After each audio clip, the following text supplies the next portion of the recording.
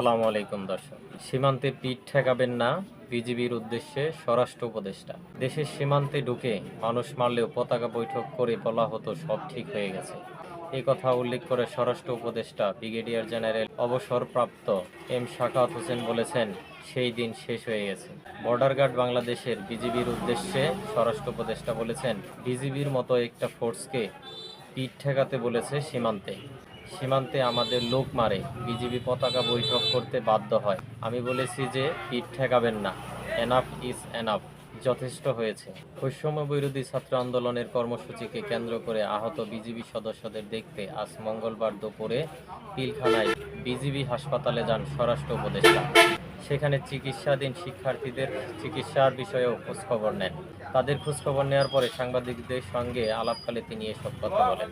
এদিকে গত রোববার চাঁপাইনবাবগঞ্জের শিবগঞ্জ সীমান্তের ওপারে ভারতীয় সীমান্ত